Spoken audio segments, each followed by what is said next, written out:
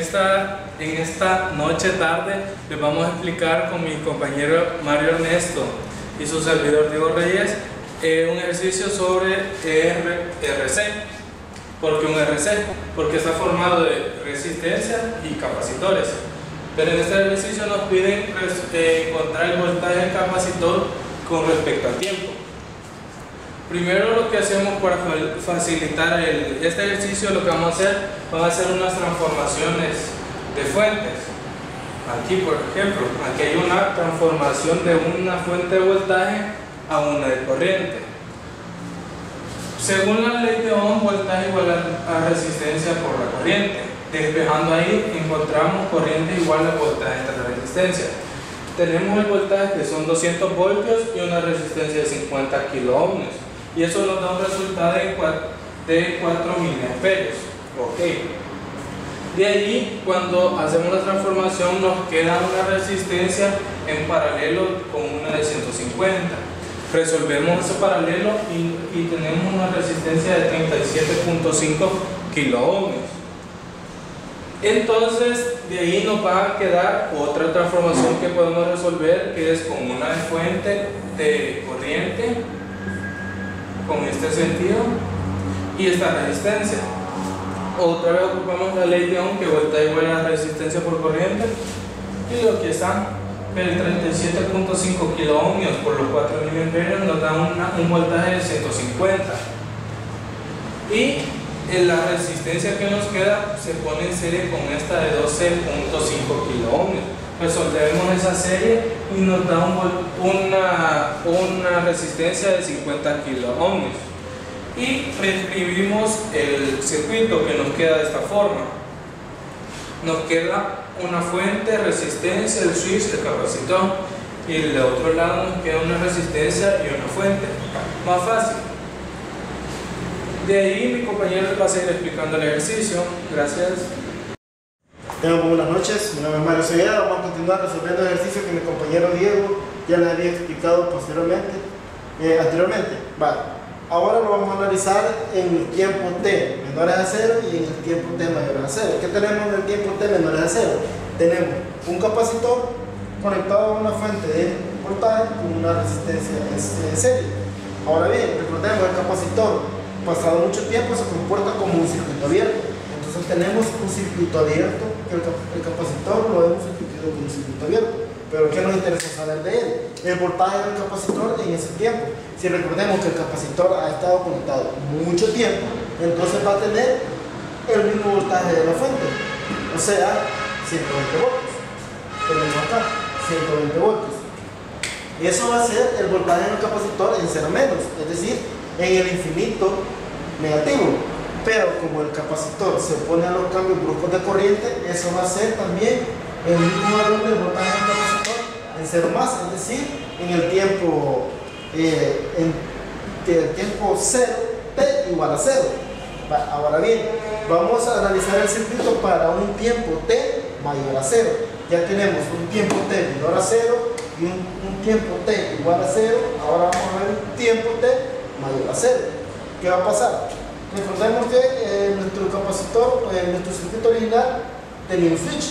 El switch se mueve a la siguiente posición en t igual a 0 y nos queda un circuito de esta forma.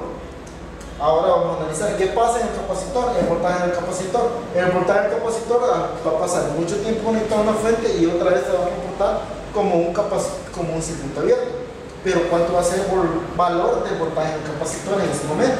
Va a ser el valor de la fuente al igual que en el tiempo t menor a 0. ¿Pero qué fuente ahora? De esta fuente. ¿Pero qué polaridad va a tener? ¿O qué signo? ¿Qué valor? ¿Qué signo va a tener el voltaje? Si recordemos que el capacitor se pone a los campos bruscos de corriente, un cambio de polaridad es un cambio brusco de voltaje. Entonces el capacitor va a mantener su polaridad. Entonces eso nos va a dar que el voltaje del capacitor va a ser de menos 150 voltios. A este se le conoce como voltaje forzado. Ahora bien, vamos a encontrar la constante tau de tiempo del capacitor para el circuito RC. La constante de tiempo del circuito es RC, es decir, el voltaje el producto de la resistencia por la capacitancia. Capacitancia, ¿cuánto es? Son 50 nanofarados y la resistencia son 50 kiloohms. Hacemos este producto y obtenemos que la resistencia, que la constante 1 sobre tau es 500. ¿Por qué 1 sobre tau?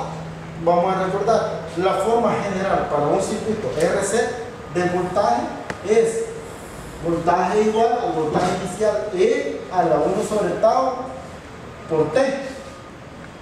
Quiero una corrección, por T. T relación al tiempo. Vale, entonces ahora esto 1 sobre tau tenemos de que es 500.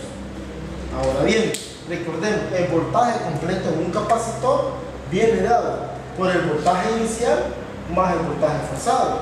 ¿Qué es el voltaje inicial? Que lo tenemos, voltaje inicial es el voltaje inicial E a la 1 sobre tau por T o 1 sobre RC. Ahora bien, sustituimos los valores. El voltaje completo en el capacitor es el voltaje inicial E a la menos 500 que tenemos acá, T más el voltaje forzado. El voltaje forzado es menos 150 voltios. Menos 150 voltios, pero tenemos acá una incógnita que es el voltaje inicial. Entonces, el voltaje inicial lo vamos a encontrar mediante al evaluar la función en el tiempo t igual a 0. Ahora bien, recordemos cuánto es el valor del voltaje en el capacitor en el t igual a 0. El t igual a 0 es 120 voltios. Sustituimos 120 voltios en el t igual a 0.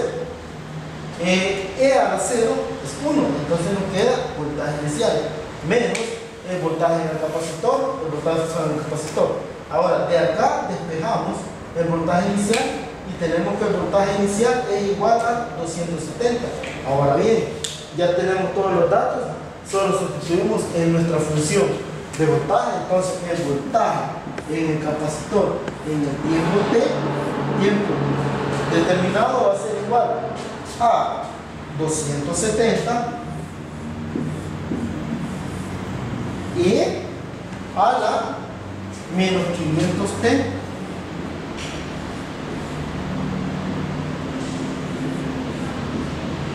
menos el voltaje forzado 150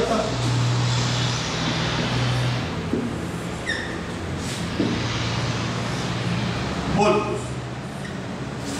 Esta es nuestra función de voltaje en un capacitor para un tiempo t determinado. El siguiente ejercicio dice: encontrar el capacitor que se debe conectar al circuito para corregir el factor de potencia. Bueno, tenemos aquí un circuito que está alimentado con una fuente de corriente alterna de 240 con ángulo de 0 voltios. Está en paralelo con dos impedancias. La primera dice que tiene 70 kilovoltios de potencia con un factor de potencia de 0.6 y la segunda dice que está con 50 kilowatts de potencia con un factor de potencia de 0.3. Entonces se debe conectar en paralelo un capacitor. Bueno, lo primero que hay que explicar es el triángulo de potencia. Haciendo una relación con matemática, el triángulo de potencia se explica así. La hipotenusa sería S, que es la potencia compleja, y sus unidades son voltio-amperio. El lado adyacente de teta es la potencia real, que está dada en watts, y el lado opuesto sería Q, la potencia reactiva, que está dado en voltio-amperio reactivo. Bueno, vamos a hacer dos cálculos primero para encontrar teta y para encontrar alfa, porque cada uno de estos dos tiene diferentes ángulos teta. Entonces aquí, como me dice la primera, voltio-amperio, quiere decir que es potencia compleja. Entonces sería 70 kilos. Y tenemos que encontrar el ángulo teta con esta ecuación. Factor de potencia es igual a coseno de teta. Entonces, coseno inverso de 0.6 sería igual a 53.3. Y esto vale teta. Con eso ya podemos encontrar S1, que sería la potencia compleja. S1 sería 70 kilos, que sería la potencia compleja, con el ángulo que encontramos, 53.13 grados. Y eso después lo pasamos a rectangulares y nos queda 42 kilos más 55.99 kilos J en rectangular. Luego hacemos lo mismo para la otra impedancia, solamente que ahora nos fijamos que aquí nos dan watt, entonces sería potencia real. Encontramos el ángulo alfa, le llamé aquí. Factor de potencia es igual a coseno de alfa. Coseno inverso del factor de potencia, que sería 0.3, es igual a 72.54 grados. Eso sería alfa. Entonces, Q, que sería el lado adyacente del triángulo, estaría dado por 50 kilos tangente de 72.54 grados. Entonces, Q nos da 158.97 kilovoltiamperio radioactivo. Entonces, con eso encontramos S2, que sería la potencia compleja.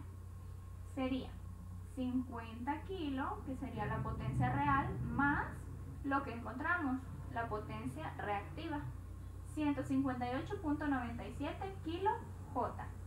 Entonces luego, para encontrar S2, lo metemos a la calculadora y lo pasamos a polares.